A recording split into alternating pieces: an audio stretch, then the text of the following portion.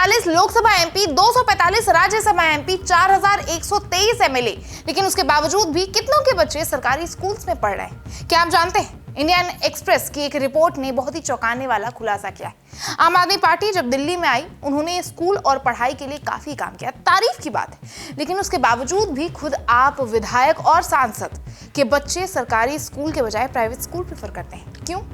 State wise अगर बात करें तो आप शॉक हो जाएंगे सुनकर। गुजरात के 0 एमएलए के बच्चे गवर्नमेंट स्कूल में पढ़ते हैं, यूपी के 0, दिल्ली के 0, महाराष्ट्र भी 0, पंजाब का सिर्फ 1 एमएलए सुखवीर सिंह मैसरखाना अपने बच्चे को सरकारी स्कूल भेजते हैं। लेकिन ये आंकड़ा इतना ज्यादा कम क्यों है? 4913 नेता होने के बावजूद सिर्फ 1 का बच्चा सरकारी स्कूल जाता है। सरकारी स्कूल जिसे आपने काफी ज्यादा सुधारने का दावा भी किया था। हर गवर्नमेंट पढ़ाई को प्रमोट करने की बात करती है। उन स्कूल्स में से ये खुद को जनता सेवक बताने वाले नेता अपने बच्चों को क्यों नहीं भेजते हैं? इस वीडियो में फैक्ट्स और फिगर्स के थ्रू जानेंगे कि सरकारी स्कूल के दावे कितने सही और कितने फेक हैं। तो वीडियो को लास्ट तक स्किप मत कीजिएगा। नमस्कार, मेरा नाम है गेटी भावे और आप एक्सप्रेस कैफे देख रहे हैं।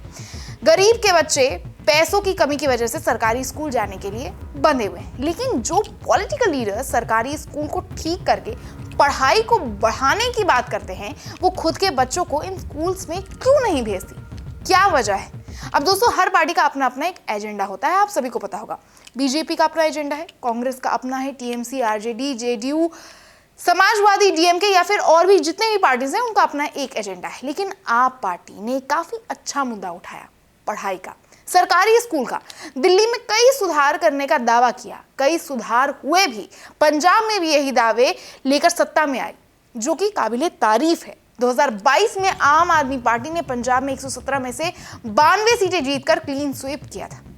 तो सबसे बड़ा वादा था शिक्षा क्रांति, दिल्ली मॉडल की तर्ज पर पंजाब के सरकारी स्कूल को ऐसा बनाने का वादा कि प्राइवेट स्कूलों की छुट्टी हो जाए। आज 4 साल बीत चुके हैं दोस्तों। सरकार दावा करती है कि प्राइवेट स्कूलों से बच्चे हटकर सरकारी स्कूलों में आ रहे हैं, लेकिन डेटा कुछ और ही कहानी सुना रहा है। 2023-24 में सरकारी स्कूलों में 28,23,000 स्टूडेंट्स पढ़ते थे। वहीं आंकड़ा 2024-25 में घटकर 26,69,000 हो जाते हैं, मतलब लगभग 1.5 लाख की कमी। वहीं दूसरी तरफ प्राइवेट स्कूलों में एनरोलमेंट 29,81,000 से बढ़कर 30,63,000 तक पहुंच जाता है। अब ऐसे में भी ये सवाल पैदा होता है कि अगर वाकई क्रांति आई है, तो स्कूल वर्ल्ड क्लास बन गए हैं, तो ये आंकड़े नीचे क्यों जा रहे हैं? लोग आज भी अपना पेट काट कर प्राइवेट स्कूल की फीस क्यों भर रहे हैं? अब आपको एक और आंकड़ा बताते हैं। पंजाब में ही आम आदमी पार्टी के 92 नेता में से सिर्फ 31 विधायकों के बच्चे अभी भी स्कूल में पढ़ते हैं, और इन 31 विधायकों में से 30 विधायक के बच्चे प्राइवेट स्कूल्स में ही पढ़ते हैं, जबकि सिर्फ 1 विधायक सुखवीर सिंह मैसरखाना अपने दोनों बच्चों को सरकारी स्कूल्स में पढ़ाते हैं। अब आप सोचिए, ये तो सिर्फ एक पंजाब का आंकड़ा है। पूरे देश में 4123 एमएलए हैं, जिसमें आम आदमी पार्टी के खुद के सिर्फ 121 विधायक हैं। अब आप सोचिए कि इतने विधायकों में से सिर्फ 1 विधायक का बच्चा सरकारी स्कूल में पढ़ता है, लेकिन इसके पीछे की वजह क्या है? क्या आप के वादे झूठे हैं? शिक्षा क्रांति सिर्फ एक मार्केटिंग स्टंट है? क्या सरकारी स्कूलों की हालत वाकई सुधरी भी है? और सबसे जरूरी सवाल, जब सिस्टम बनाने वाले ही अपने बच्चों को वहां नहीं भेज रहे, तो आम जनता उस पर भरोसा कैसे करे? अब बात करते हैं उन फैक्ट्स की जिन्हें सरकार अपनी सबसे बड़ी उपलब्धि बताती है। उनका कहना है कि 2024 के नेशनल अचीवमेंट सर्वे में पंजाब ने कमाल कर दिया। पंजाब ने 2021 के अपने परफॉर्मेंस को दोहराते हुए देश भर में टॉप किया। क्लास 3 के अकॉर्डिंग पंजाब में 80 पॉइंट्स के साथ पहले नंबर पर रहा, जिसमें उन्होंने हिमाचल जो कि 74 नंबर्स के साथ और केरल 73 नंबर के साथ, इन दोनों राज्यों को पीछे छोड़ दिया। क्लास 6 के बच्चे पंजाब और केरल 67 पॉइंट्स के साथ जॉइंट टॉपर रहे।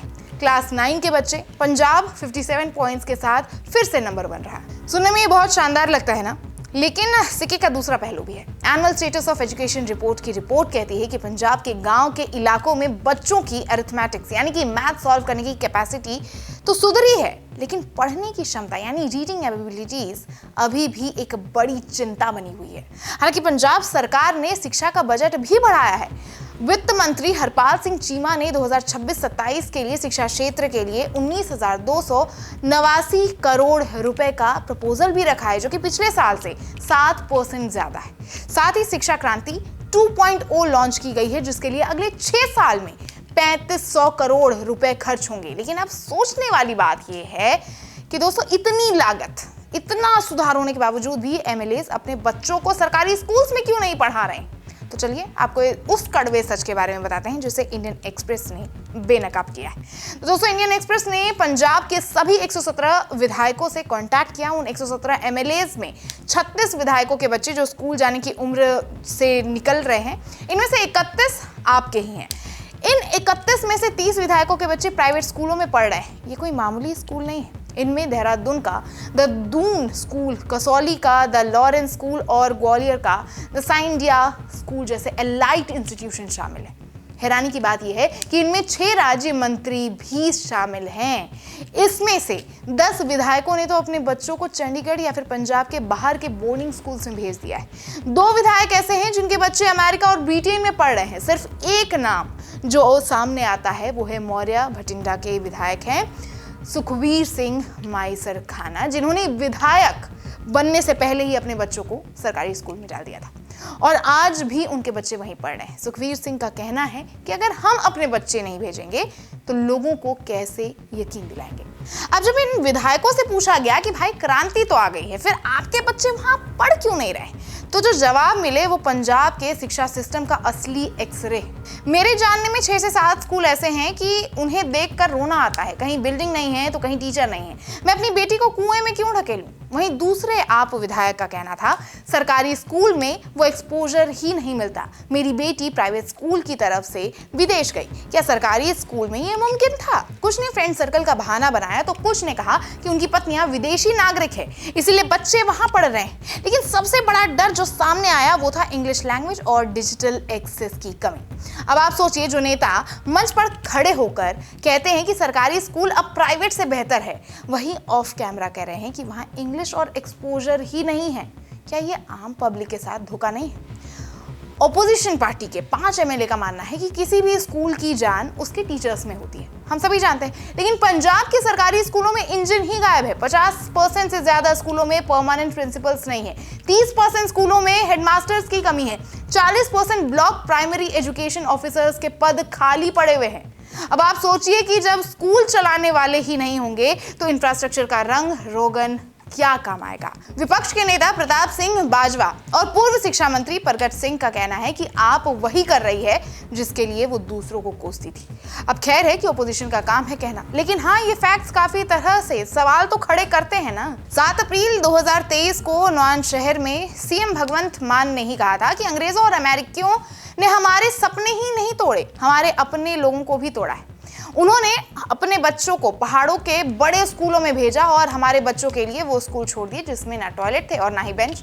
अगस्त 2023 में उन्होंने फिर से वही कहा कि पिछली सरकारों ने सरकारी स्कूल को मिड डे मील सेंटर बनाकर रख दिया था क्योंकि उनके अपने बच्चे कॉन्वेंट में पढ़ते थे। अब आज वही सवाल सीएम मान और उनकी पार्टी से पूछा जा रहा है कि अगर पिछली सरकार के बच्चे प्राइवेट में पढ़ते थे तो वो सपनों के सौदागर थे, तो आज जब आपके 31 में से 30 विधायकों के बच्चे प्राइवेट में पढ़ रहे हैं तो इसे क्या नाम दिया जाए? क्या ये वही पहाड़ों वाले स्कूल नहीं हैं जिनका जिक्र आपने किया था?